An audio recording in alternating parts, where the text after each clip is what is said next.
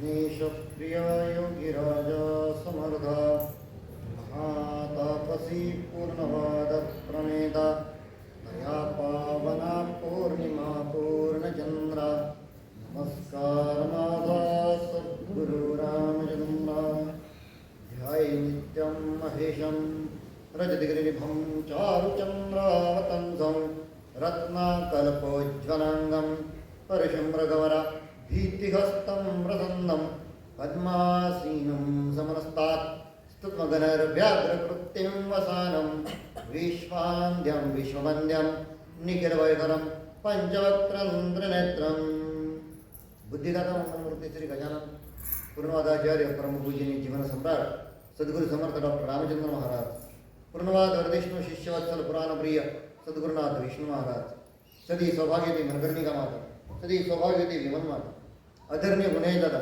आदरणीय पूर्णाचार्य, आदरणीय प्रज्ञावंत डॉक्टर लक्ष्मीकांत दादा, मोक्षश्री विभावरीताई, आदरणीय कैलासवासी पूर्णाचार्य पंडितजी, माझे पुराणाचे गुरु आदरणीय वेदमूर्ती विनायक काका भावरेकर गुरुजी यांच्या मांडीवरती बसून हा अभ्यास करण्याची सुवर्ण संधी मला मिळाली ते ऋषीवर बापूसाहेब नगरकर व माझे पूर्णाधी शिक्षक माझे वडील तीर्थरूप कैलासवासी यांना यांच्या चरणी अजोपात मातृचरणांच्या चरणी नतमस्तक होऊन माझ्या अभ्यासास मी आज प्रारंभ करत आहे. अध्याय 75 व्यासजन्म वृत्तांत. श्री गणेशाय नमः, श्री सद्गुरुभ्यो नमः, श्री भवानी शंकराय नमः, श्री मातृपितृभ्यो नमः, श्री कुलदेवताय नमः. मागील अध्याय केले कथन श्राद्ध देव शुभाख्यान. आता सद्गुरु कृपाघन कथा सुरसुमदवे पुढे शौनक म्हणे हे सुत भगवान आचार्य पूजा विधी वर्णन त्यास वर्तमान ग्रंथ पठन विधी कथन करावा. सुतमंती कथा श्रवण पुढती करावे आचार्य पूजन तदुपरी आचार्य वृत्तान प्रदान विधिपूर्वक करावे. पुराण वाचिके तत्पश्चात वस्त्रालंकार यासहित शास्त्रानुसार विधियुक्त यथा सांग पूजन करावे. आजच्या अध्यायामध्ये आपण थोडंसं श्राद्धाचं महत्त्व बघितलं. ज्याप्रमाणे देवे आपल्याला पूजनीय आहेत त्याप्रमाणे पितर सुद्धा आपल्याला तितकेच पूजनीय आहे. पण आजच्या ग्रंथाची सुरुवातच यांनी मुळात अशी केलेली की ज्याप्रमाणे वेद हे जसे पूजनीय आहेत त्याचप्रमाणे इकडे पुराण हे सुद्धा पूजनीय आहे. आणि म्हणून मी मागे जसं सांगितलं होतं की वेदामध्ये हा विचार असतो तर पुराणामध्ये आचार असतो. आणि म्हणून हे पुराणाचं महत्त्व सांगितलेलं आहे. त्या मंत्राच्या माध्यमातून त्या ईश्वराचं रूप कसं आहे हे आपल्याला लक्षात येत नाही लवकर. हरि ओम सहस्रशीर्ष पुरुष सहस्राक्ष सभूमिं विशदो कृत्वा ततिष्ठद्गजाननं. हा जर मंत्र म्हटला तर कळत नाही. सामान्य जनभावे तो हा मंत्र लवकर कळत नाही. पण पुराणामधून जेव्हा एखादा पुराणकार त्या भगवान शिवाच्या किंवा त्या पूर्ण पुरुषाच्या त्या रूपाचं जेव्हा वर्णन करतो तेव्हा मात्र आपल्याला तात्काळ आपल्या नेत्रासमोर ती मूर्ती जशीच्या तशी उभी राहते. आणि म्हणून पुराणाचं महत्त्व सांगितलेलं आहे. आता श्रावण म्हटला की श्रवण आलं. आणि म्हणून की काय या पवित्र अशा श्रावण महिन्यामध्ये मला इथं बसून अभ्यास करण्याची महाराजांनी सुवर्ण संधी दिली. आणि मी मोठा भाग्यवान स्वतःला समजतो. माझ्यावरती मी गुरुकृपा अशी समजतो आणि वडिलांची पुण्य अशी समजतो की ज्या ठिकाणी या ग्रंथाची निर्मिती झाली, ज्या ठिकाणी परमपूज्य रामचंद्र महाराजांनी बसून 4 महिने चातुर्मास ज्ञानेश्वरी सांगितली, बस त्या जागेचं पवित्राच्या त्या स्थानाचं दर्शन घेण्याचं भाग्य मला झालं. आणि म्हणून ज्याप्रमाणे वेद प्रिय आहे त्याप्रमाणे आम्हाला पुराण सुद्धा प्रिय आहे. पण आता यामध्ये या कथेची या अध्यायाची सुरुवातच त्यांनी अशी केलेली आहे की शौनकांनी ऋषींना हा प्रश्न विचारला, सुतांना हा प्रश्न विचारला की जेव्हा आम्हाला एखाद्या ठिकाणी पुराण करायचं असेल तिथला विधी कसा असावा, आचार्य पूजा विधी वर्णन हा शब्द त्यांनी तिथे सांगितले की जे सांगतात जे पुराण ज्याचा पुराणाचा अभ्यास आहे. आता याच्यामध्ये पुन्हा 2 भाग असे असतात की काही जण खरंच खूप अभ्यासू असतात पण काही जण आमच्यासारखे परमपूज्य महाराज त्यांना आज्ञा करतात, जा रे तिथे जा, तिथे जाऊन सांग, अभ्यास कर, जा. मग आल्यानंतर ही सगळी सद्गुरूची कृपा असते. मग हा आमचा अनुभव असतो की आम्ही बोलतो गुरु येऊन बोलतात. मग आता यांनी पुढं असं सांगितलेलं आहे की त्या ठिकाणी अगोदर ग्रंथ पठण, मी जसं आजही आपल्याला सांगितलं की उद्या आपला कथा होणार नाहीये, पण मी माझ्या वेळेला येऊन मी त्या 2 ओवी वाचून जाणार, त्याच्यात माझा खंड पडणार नाही. तुम्हाला जरी उद्या सुट्टी असली, कारण श्री क्षेत्र पारनेर येथे उद्या आपली श्रावणी आहे, म्हणजे सकाळी लवकरात लवकर नागेश्वराचा लघुरुद्राभिषेक सर्वांचा झाला की आम्ही पुढं मग तिथे या श्रावणी या विधीसाठी आम्ही तिथे जाणार आहोत. आणि मग यामध्ये त्यांनी असं सांगितलं की तिथे आचार्याचं पूजन करावं आणि मग आचार्याला विधीपूर्वक दान काही गोष्टी द्याव्यात. मी कालही आपल्याला दानाचं महत्व सांगताना ही गोष्ट सांगितलेली होती की दान देताना कशा पद्धतीचं आपलं आचरण असलं पाहिजे. दान देताना ती भावना आपल्या अंतःकरणात असली पाहिजे, तो भाव मात्र आपल्या अंतःकरणात असला पाहिजे. अन्यथा आम्ही तुझ्यावर उपकार करत आहोत हा जर भाव असेल तर ते दान ठरणार नाही. मग त्यानंतर यांनी पुढे हे सांगितलं की जेव्हा पुराणाचं वाचन होईल आणि जेव्हा दान करण्याची वेळ येईल तेव्हा वस्त्र अलंकार यासह शास्त्रानुसार त्याचे पूजन करावं. जे कोणी तिथे आचार्य आलेले असतात त्यांचं पूजन करावं आणि त्यानंतर मग हे सर्व पूजन झालं की मग शक्य असेल तर सुवर्ण दान द्यावं, शक्य असेल तर सवत्स धेनू ही दान करावी आणि शक्य असेल तर एखादी भूमी, ग्रामभूमी जिला आपण म्हणतो, तीही त्यांना दान करावी. अशा सर्वांचं त्यांनी त्याच्यामध्ये वर्णन केलेलं आहे. आणि मग आता पुढं या कथेमध्ये त्यांनी व्यास मुनींचा जन्म कसा झालेला आहे. आता बघा, विषय सुरुवातीला त्यांनी पुराणांचा काढलेला आहे आणि पुराणांची निर्मिती ज्यांनी केली यांनी यामध्ये एक मोठा सुंदर असा विषय सांगितला की ज्यांनी पुराण ग्रंथाचा रचयिता, वेद शाखा विभाग करता, वेदांच्या सुद्धा यांनी विविध शाखा यांनी तयार केलेले आहे. आपल्याला माहिती 4 प्रकारचे वेद आहेत, त्याच्यामध्ये सुद्धा व्यास मुनींचा जास्तीत जास्त, ज्याप्रमाणे यांनी 18 पुराण, त्याचा अभ्यास आपण आता पुढे करणार आहे की कोणते कोणते पुराण कोणत्या कोणत्या देवतेबद्दल त्यांनी त्यामध्ये लिहिलेले आहे, ते सर्व पुढच्या शेवटच्या ओवीमध्ये ते आलेलं आहे. आणि मग आता या व्यास ऋषींची कथा शौनक हे सुतांना विचारताय की गाव, मग तुम्ही एवढं पुराणांचं महत्व आम्हाला सांगितलं, मग हे पुराण कोणी लिहिले, आम्हाला त्यांच्या बाबतीत थोडीशी माहिती सांगा ना. आणि मग ते आता सांगू लागले की महर्षी व्यासांची ही सुंदर कथा ते सांग. आणि कथेत सुरुवात होत असताना सर्वात प्रथम ते असं आलेलं आहे की सत्यवती ही व्यास जननी. काय होतं त्यांच्या आईचं नाव? सत्यवती हे तिचं नाव होतं. आता या सत्यवतीचा जन्म कसा झाला? महाभारत पर्वाच्या अगोदरचा हा विषय की चेद देशाचा जो नरेश होता, हा नरेश, या नरेशाला, या राजाला मृगया करण्याची मोठी भारी हौस. बरं, हा मृगया करण्यासाठी जेव्हा अरण्यात जात तेव्हा एक दिवस मृगया करून याचं मन नसतं.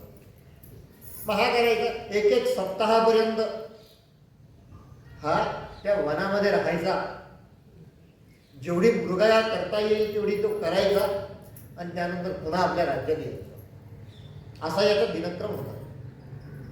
आणि त्याच वेळेस इकडे इंद्राच्या दरबारात झालं असं की एक अप्सरा, जिचं नाव होतं अद्रिका, या अप्सरेकडून थोडीशी काहीतरी एखादी चूक घडली आणि इंद्राने तिला शाप दिला, तू यमुनेमध्ये मासोळी होऊन पडशील, असं तिला शाप दिला.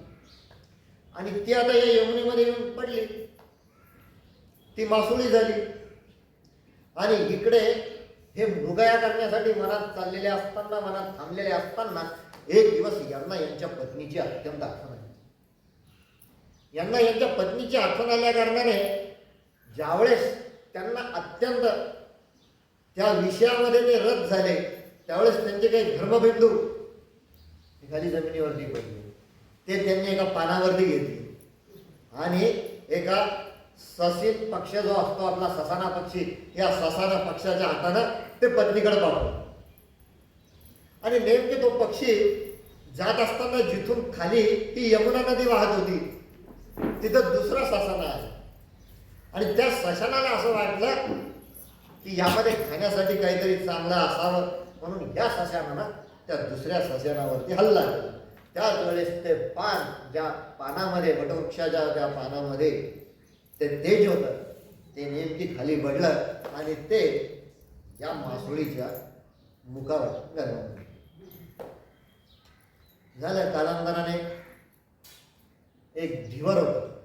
धिवर म्हणजे ज्याला आपण कोळी असं म्हणतो. आपल्याला परिचय ग्रंथ आपण अभ्यासलेला असल्या कारणाने त्याच्यामध्ये हा सुंदर विषय आलेला आहे महाराजांनी, की तो शब्द महाराजांना आठवत नव्हता. महाराज कविता करायला बसले, रामचंद्र महाराज, आणि महाराजांना तो एक शब्द आठवत नव्हता. आणि असं सगळ्या त्यांच्या मावशा, काकी वगैरे सगळे बसलेले होते.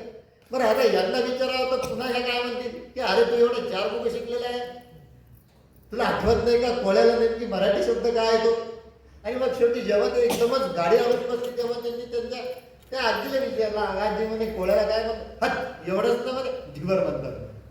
तसा हा एक धिवर होता, हा एक कोळी होता. आणि यानं हा जेव्हा मासे पकडण्यासाठी यमुना नदीमध्ये गेला तेव्हा नेमकी ही मासोळी याच्या जायला लागली.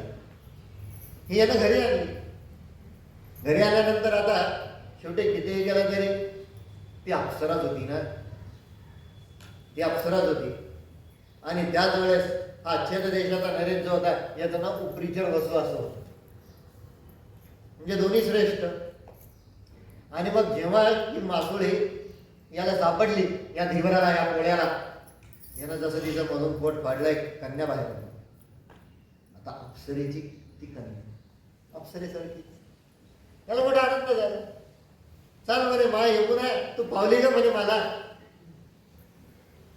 छान झालं म्हणे. आणि मग असं म्हणून त्या गंगा मातेचा, त्या यमुना मातेचा प्रसाद म्हणून यानं हिचं पालन पोषण करायला सुरुवात केली.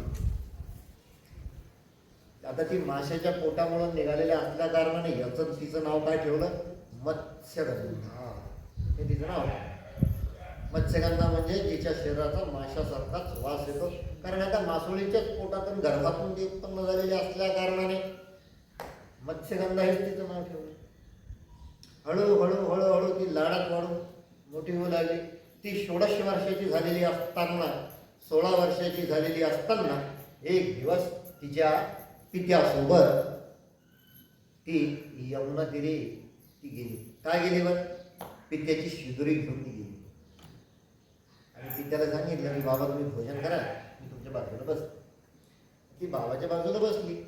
आणि तिकडनं हे पराशर नावाचे ऋषी आले आणि यांनी सांगितलं की आम्हाला पहिलं तरी जावयाचे आहे.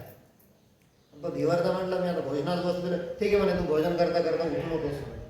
आणि मग त्यांनी तेव्हा त्या मत्स्यगंधेला असं सांगितलं की हे तू ओळखतेस का म्हणे, हे अत्यंत महातपस्वी, शापादपी शरादपी असलेले, म्हणजे एखाद्याला शाप जरी दिला तरी यांचा शाप तो सत्यवादी होईल अशा प्रकारचे हे ब्रह्मर्षी, हे महर्षी आपले इथं आलेले आहेत म्हणे.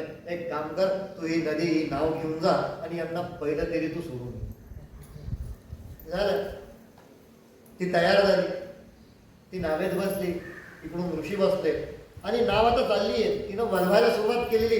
ती जशी ती नाव वल्हवतीये तसं हे पाराशर ऋषी थोडेसे विषयासक्त झाले. आणि यांनी काय केलं? तिचा हात धरला. तिचा हात धरल्यानंतर त्या कन्येनं जे शब्द सांगितले, अत्यंत मोठे मार्मिक शब्दात तिनं सांगितलं की म्हणे असं करू नका म्हणे, तुम्ही विप्र आहात, त्याचप्रमाणे आपण जे आहात म्हणे, आपण विप्र असल्या कारणाने बघा म्हणे मनुष्य जन्म हा एकदाच मिळतो आणि त्या एकाच मनुष्य जन्मामध्ये श्रेष्ठातला श्रेष्ठ जो आहे तुम्हाला तो विप्र वर्ग, तुम्ही विप्र आहात म्हणे. आणि त्यातल्या त्यात पुन्हा तुम्ही शैव आहात, आपण श्रेष्ठ आहात.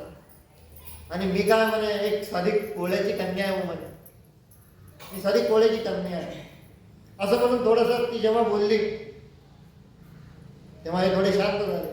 आणि मग नंतर ते आता पुन्हा बोलायचं. एका कालांतराने तिनं पुन्हा ते भलवायला सुरुवात केली आणि ती पुन्हा सांगू लागली की तुमच्या नुसत्या शापानं सुद्धा एखाद्याचं नुकसान होऊ शकेल, असे आपण श्रेष्ठ आहात म्हणे. आणि आपल्या एवढा समर्थ आम्ही तरी आतापर्यंत कोणी पाहिला नाही. त्यामुळे तुम्ही जास्त विषयासक्त न होता आपण धीर धरावा. आणि मग झालं. तिची नाव होती, ती वल्वत वल्वत तिनं पहिलं तिरी नेली. आणि जशी भूमी लागली तसं यांनी भूमीवरती पाय ठेवला. ती सुद्धा खाली उतरली. त्याच वेळेस यांनी पुन्हा एकदा तिचा हात धरला.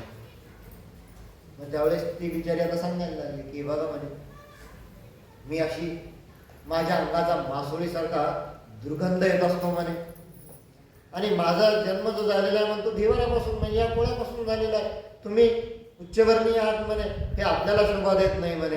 कुठं काच आणि कुठं हिरा, अशा प्रकारचं ती बोलायला लागली. आणि मग ते ऐकून यांनी काय केलं, हे म्हणे हे बघ म्हणे, तरी पण आता माझी इच्छा तू पूर्ण कर. तरीही ती त्यांना सांगायला लागली की हे बघा म्हणे, काही विषय असे असतात की जे फक्त निशा समयी म्हणजे रात्रीच्या समयीच ते शोभा देतात. आता तो दिवस आहे म्हणे, त्यामुळे आता करणं हे उचित नाही. आजूबाजूला इतर जणही आहेतच म्हणे. हे काय म्हणते, बरं त्याच्यातल्या त्याच्यात माझ्या पित्याला जर कळलं तर माझी काय दुर्दशा होईल. असं एवढं बोलल्यानंतर मग यांनी काय केलं, यांच्या तपश्चर्याने तिच्या अंगाचा जो गंध होता, जो माशाचा वास होता, तो दूर केला आणि अत्यंत सुगंध तिच्या शरीरातून यायला लागला.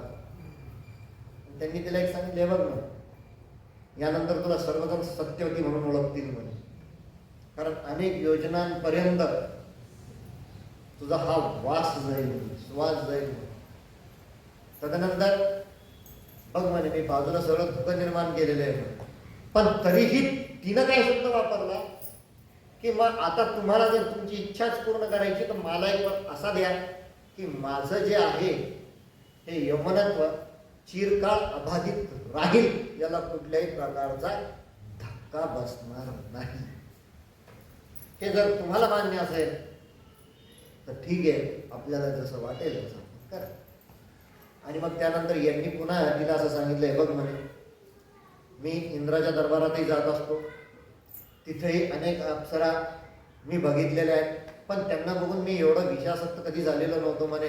पण काय आहे, हे तुझ्या भाग्यात आहे की तुझ्या उदरी एक महान माझ्यासारखाच एक तपस्वी जन्म घेतो.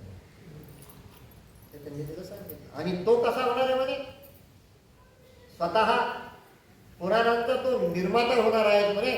त्याचबरोबर महाभारतासारखा एक मोठा ग्रंथ सुद्धा तो लिहिला. आणि मग झालं, यांनी यांच्या तपोबलाने पूर्ण तिथं धुक्क करून टाकलं. त्यामुळे सरळ कुठलं काहीच दिसत नव्हतं. आणि त्यानंतर यांचा थोडासा दोघांचा जो आहे तो सहवास झाला आणि त्यानंतर ऋषीवर तिथून निघून गेले. मग हे जसे तिथून निघून गेले तसं काय झालं, ती गर्भवती राहिली. आणि बरोबर अगदी त्याच वेळेस, आता हे सगळं अलौकिक आहे, त्याच वेळेस एक पुत्र प्राप्त झाला.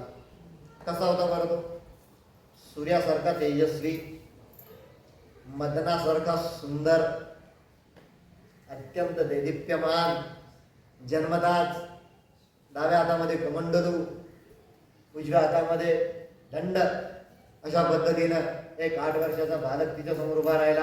आणि तिने सांगितलं, माते, आयुष्यात तुला कधी जरी माझी गरज पडली ना, तू मला स्मरण कर, तात्काळ मी येऊन तुझ्या समोर उभी राहील. आपल्याला पुढची कथा माहिती, ती याच्यात आली. मग कशा प्रकारे ती शंतनूची पत्नी झाली आणि कशानंतर मग सत्यवतीनं पुन्हा एकदा व्यासांना पाचारण करून पुढे कशी वंशवृद्धी केली, या हा भाग पुढं मग महाभारतामध्ये आलेला आहे.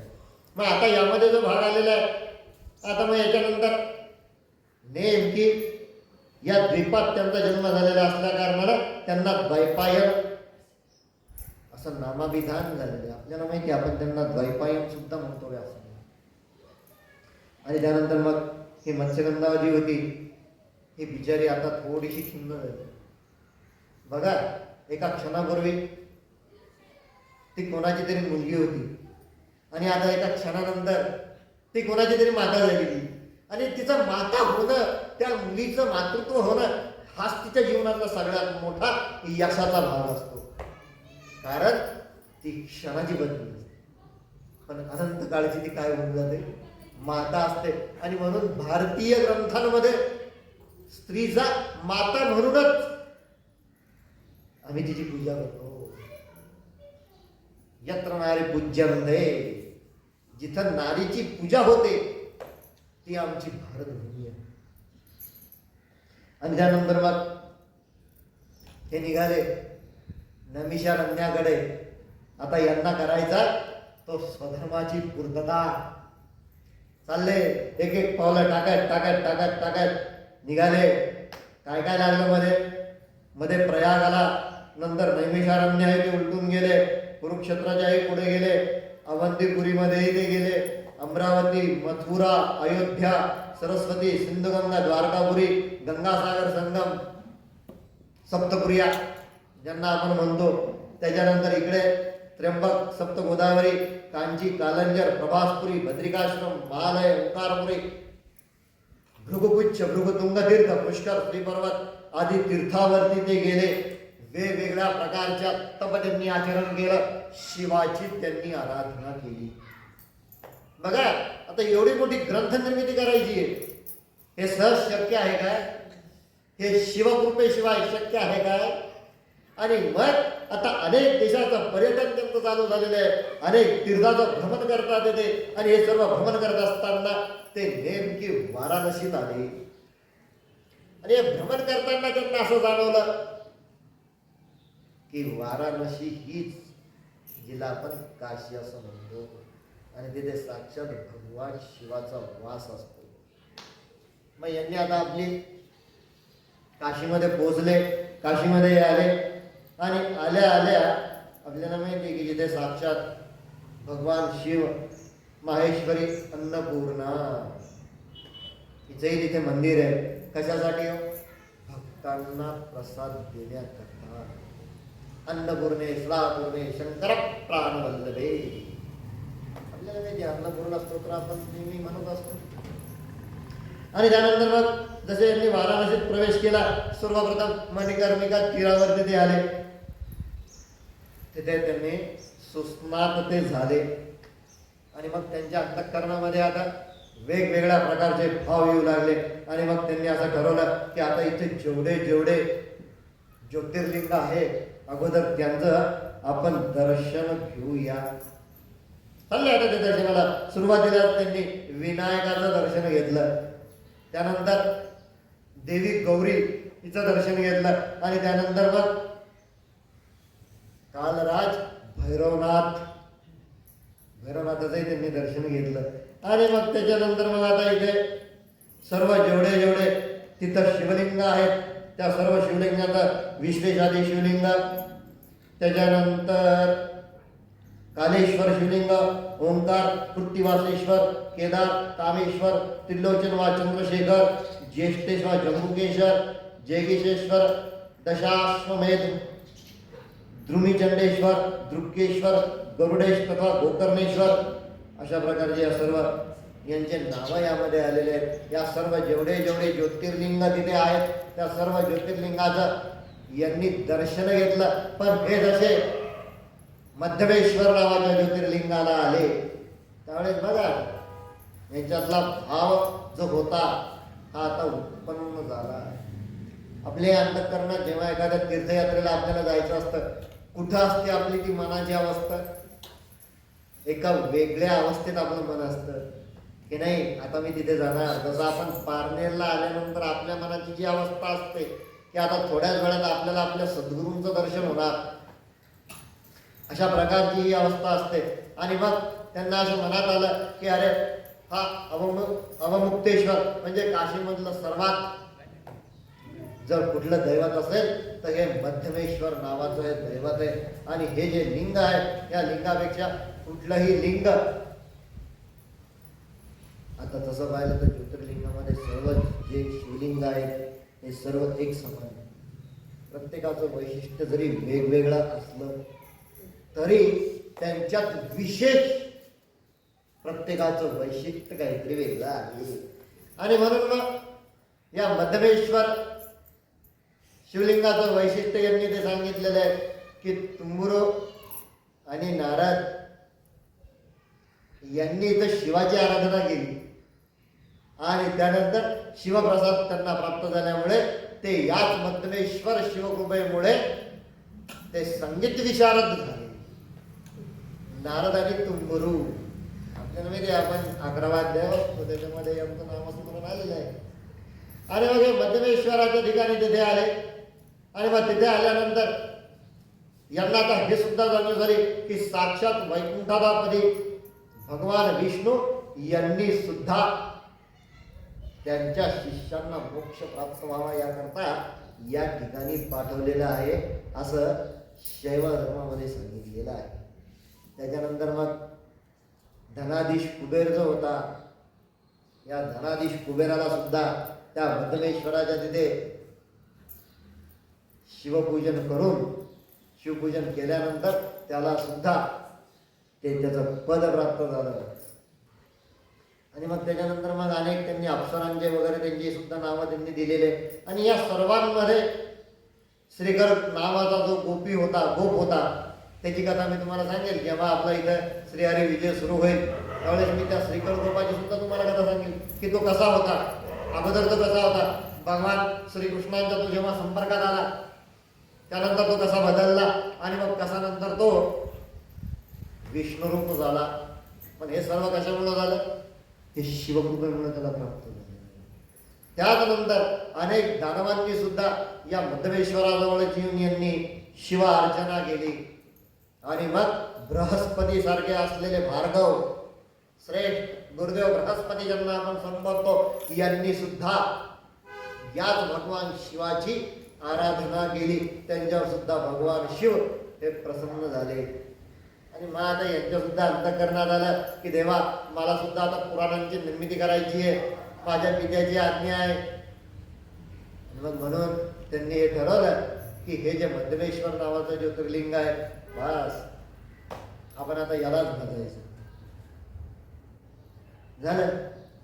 पुन्हा एकदा व्यासांची तपश्चर्या सुरू झाली. सकाळी उठायचं, मनकर्णिकी तिरेवरती जायचं, सुस्नात व्हायचं आणि त्यानंतर या मध्यमेश्वराची पूजा करायची, त्याची उपासना करायची, त्याचं ध्यान करायचं, त्याचं चिंतन करायचं, त्याचं मनन करायचं. आणि मग हे कसं, कधी वायुभक्षण करून, म्हणजे अत्यंत व्रती, अत्यंत तपी अशा प्रकारचं आचरण त्यांनी केलं. बघा तुम्ही, हा मंत्राचं मोठं सामर्थ्य असतं.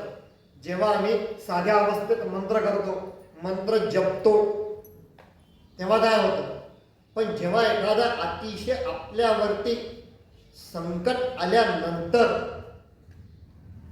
मग आपल्याला त्याची तीव्रता वाढवावी लागते. आणि मग त्या मंत्राची तीव्रता वाढवणं म्हणजे अजून त्या मंत्रात बदल करणं का? नाही, त्या मंत्रात नाही बदल करायचा,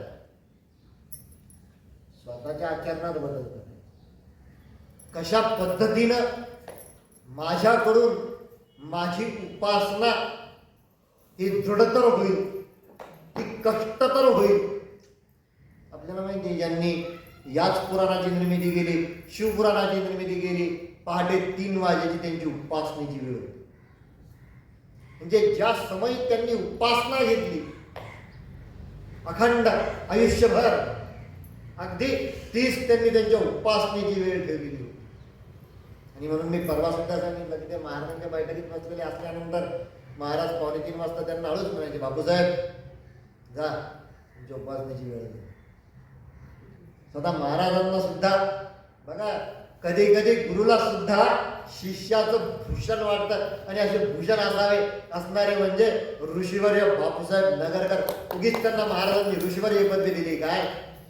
कारण त्यांना माहिती होतं आपण जेवढी कठीण आपली उपासना करू, आणि म्हणून की काय होईबद्ध चरित्रासारखा असलेला प्रासादिक हो. आणि जसं मी काल सांगितलं की नांदेड जिल्ह्यातनं 2 लिंगायत समाजाचे 2 जे गुरुबंधू सुद्धा नाही असे 2 व्यक्ती पारनेरला आले. फक्त त्यांना हा शिवपुराण घ्यायचा होता म्हणून, कारण त्यांनी असं सांगितलं की हा ग्रंथ प्रासादिक ग्रंथ आहे. आम्हाला जेव्हा आमच्या घरातलं कोणी सांगतो तेव्हा किंमत नाही वाटत. आमच्या घरातलं जेव्हा सांगतो ना, हे पण शेजारचे सांगतात हो, भारतातल्या सांगितलं काही वाटत नाही. ते रशियानं सांगितलं हो. काय सांगितलं नाही म्हणतात रशियाने म्हणे 14 ऑगस्टलाच त्यांनी झेंडा फडकवला म्हणे. कोणता? तिरंगा भारताचा.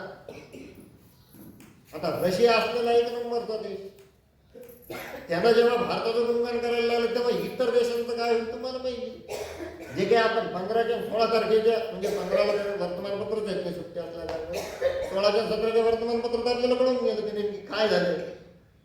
असं विषय आपला फक्त सांगायचं एवढंच की जेव्हा आपल्याला विशेष काय असं करायचं असेल तेव्हा जितकी उपासना आपण कष्टपर्यंत करू ते किती जास्त फलदायक होते. आणि त्याच माध्यमातनं त्याच अभिलाषेनं आता साधे पुराण नव्हते का ते, या सर्व पुराणांचा अभ्यास करायचा म्हटला म्हणजे भगवान शिवाचं सुद्धा तशीच आराधना करणं गरजेचं आहे ना.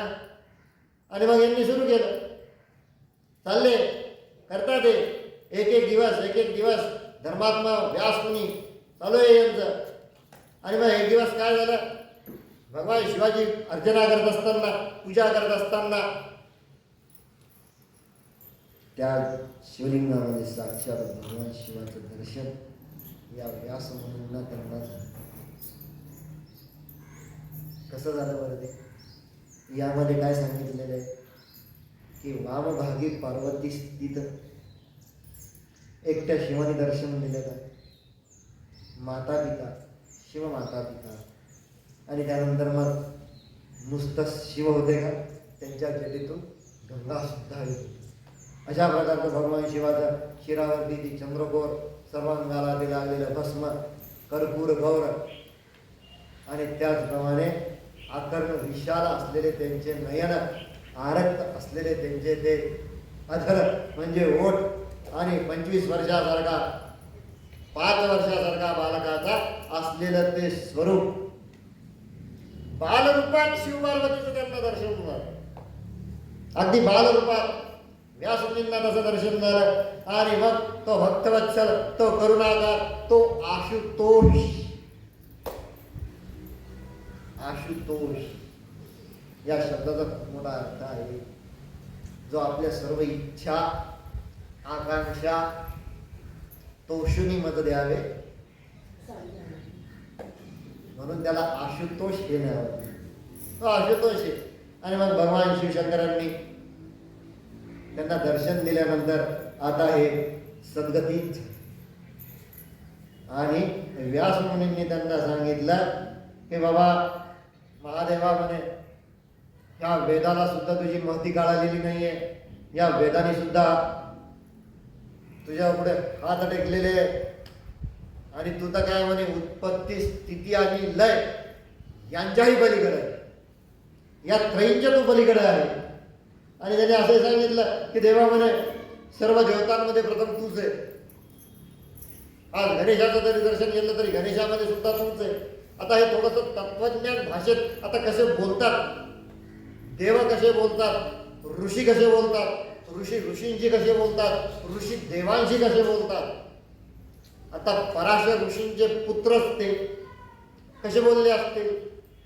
आणि मग त्यांनी सांगितलं की या सर्व देवांमध्ये मला देवा तूच पूर्ण पुरुष आहे, कारण न तुला कोणी माता पिता, न तुझं कुठलं कुळ, न तुझं कुठलं गोत्र, या जगाचा आधार फक्त तूच आहेस, तूच सर्व व्यापक आहे, तूच सर्वात्मा सर्वेश्वर तूच आहे. म्हणजे तू ना देवेंद्राला कळाला, म्हणजे देवेंद्र म्हणजे इंद्रदेव, न तू देवेंद्राला कळाला, न तू त्या नारायणाला कळाला, ना तू त्या ब्रह्माला कळाला, न ऋषींना कळाला, न मुनींना तुम्ही कळाला तुम्हाला देवा. तरीही आम्ही सर्वजण आणि आता मी तुम्हाला शरण आलेलो आहे, अनेक ऋषी मुनी, आणि तुम्ही हे आज मला म्हणे नवीन दर्शन दिलं. आपल्या शरीराचं आपल्या जेव्हा आम्ही दर्शन घेतो म्हणे देवा आपण बालरूप तर आहात म्हणे, त्याचप्रमाणे आपण योगियांच्या स्वरूपात मला दर्शन दिलं. कुठलं रूप होतं त्यांचं, योगियासारखं त्यांचं रूप होतं. आणि या रूपामध्ये म्हणे महादेव तुम्ही मला दर्शन दिलंय म्हणे, नेमकी मला आता माझी बुद्धी जी म्हणे देवा बस. आणि असं म्हणून ते सद्गतीच झाले. आणि मग त्यांनी सांगितलं की म्हणे देवा आता तुम्ही माझ्या हृदयात प्रवेश करा. तुम्ही माझ्या हृदयात प्रवेश करा आणि माझ्याकडनं हे जी ग्रंथ संपदा आहे म्हणून देवा, तेच तुम्ही लिहून घ्या, तीच तुम्ही पूर्ण करा. आणि यावेळेस व्यास ऋषींनी जी भगवान शिवाची आराधना केली, जे एक अष्टक म्हटलं ते अष्टक म्हणजे अभिलाषाष्टक. अशा प्रकारचं एक अष्टक भगवान व्यासमुनींनी भगवान शिवांना ऐकवलं. त्यांनी ते रचलं, त्याची स्तुती केली, भगवान शिवाची त्यांनी ते स्तुती केली. आणि हे सुद्धा अत्यंत फलदायक अशा प्रकारचं ते होतं. आणि मग त्यानंतर मग यांनी एक सुंदर अशा प्रकारचं शिवस्थान एक असं बघितलं. आणि मग आता चालू आहे त्या स्तोत्राचा यांचा पाठ चालू आहे नित्य. यांचा तो पाठ करणे यांचा चालू आहे. आणि मग आता यांनी त्यांना इतरांना सुद्धा व्यास मुनींनी ते सांगितलं. काय सांगितलं की बालक अथवा स्त्री पुरुष काय, आता याची फलश्रुती त्यांनी पुढे सांगितली. बालक असो अथवा स्त्री पुरुष कोणी असो, पार्थिव लिंगासमोर बसून जो एक संवत्सरापर्यंत खंड न पडता याचं पठण करतो, त्याचा विद्या वृद्धिंगत होईल, त्याला सर्व प्रकारच्या विद्या त्याला प्राप्त होतील. आणि अशा प्रकारचा भगवान शिवांनी त्यांना अनेक उत्तम अशा प्रकारचे वर देऊन भगवान शिव तिथनं गुप्त झाले. आणि आता यानंतर मग त्यांनी ग्रंथ निर्मितीला प्रारंभ केला. आता भगवान शिवांच्या वरदानानं त्यांनी 18 पुराण त्यांनी लिहिले. आणि आता कसे लिहिले ते की सगळ्यात पहिले जे पुराण आहे ज्याच्यामध्ये साक्षात ब्रह्मदेवाचं वर्णन केलेलं आहे, कथन केलेलं आहे, त्याला ब्रह्मपुराण असं म्हणतात. हे पहिलं पुराण. त्यानंतर द्वितीय पुराण हे स्वतः वेदव्यासांनी जे निर्माण केलं ते पद्म या कल्पावरती असून त्याला पद्मपुराण असं संबोधतात. तृतीय जे होतं ते होतं वैष्णव पुराण. त्याच्यामध्ये 2 खंड त्यांनी निर्माण केलेले आहेत. पहिल्या खंडात शिवचरित्र त्यांनी वर्णन केलेलं आहे, तर अत्यंत चतुर्था खंडामध्ये त्यांनी शिवपुराण हे त्यांनी लिहिलेलं आहे. यानंतर 5व्या खंडामध्ये त्यांनी दुर्गा पुराण म्हणजे ज्याला आपण देवी भागवत असं संबोधतो. आता हे क्रमानं सांगितलेलं आहे. हे 18 महापुराण जे आहेत हे आता क्रमानं सांगितलेले त्यांनी. आणि मग आता हे 5 पुराणं झाले. मग त्याच्यानंतर मग मध्ये अनेक पुराणांचे यांनी तिथे नावं दिलेले आहेत. मग जे आहेत ते मार्कंडेय हे 7वं पुराण यामध्ये सांगितलेलं आहे. मग अग्नेय पुराण, भविष्य पुराण, ब्रह्मवैवर्त पुराण, त्यानंतर मग ज्योतिर्लिंग वर्णन करून 11 लिंग पुराण हे सुद्धा त्यांनी लिहिलेलं आहे. त्यानंतर वाराह पुराण, स्कंद पुराण, त्याच्यानंतर वामन पुराण, कुर्म पुराण, अशा प्रकारचे मत्स्य पुराण, गरुड पुराण. गरुड पुराणाला 17वा, जसं कालचा आपला जो अध्याय झाला श्राद्धदेव वर्णन, तर हे सर्व गरुड पुराणातून आलेलं वर्णन होतं. आणि अशा प्रकारचे हे 18 महापुराणांची निर्मिती त्यांनी केली. आता मग पुढं हिचं काय झालं सत्यवतीचं ते आपण जेव्हा महाभारत वाचू तेव्हा आपल्याला कळेल की कसा शंतनू राजा हा शिकारीसाठी गेलेला होता आणि याची नजर या सत्यवतीवरती पडली. पण जशी सत्यवतीवरती पडली त्या यमुनेच्या तीरी ती जवळ आली, शेजारी आली. आणि माहिती मी मागच्या आपल्याला मला वाटतं मागच्या वर्षी आपल्याला सांगितलेलं असं जास्त खोलामध्ये न जाता हा अध्याय ते संपन्न होतं. सद्गुरु कृपेने जेवढं समजलं तेवढं मांडण्याचा मी प्रयत्न केला. हरे राम हरे राम राम राम हरे हरे, हरे कृष्ण कृष्ण कृष्ण हरे हरे, हरे राम राम राम हरे हरे, हरे कृष्ण कृष्ण हरे हरे, हरे राम राम राम हरे हरे, हरे कृष्ण हरे श्री सद्गुरुनाथ रामचंद्र महाराज की जय. श्री सद्गुरुनाथ विष्णु महाराज की जय. श्री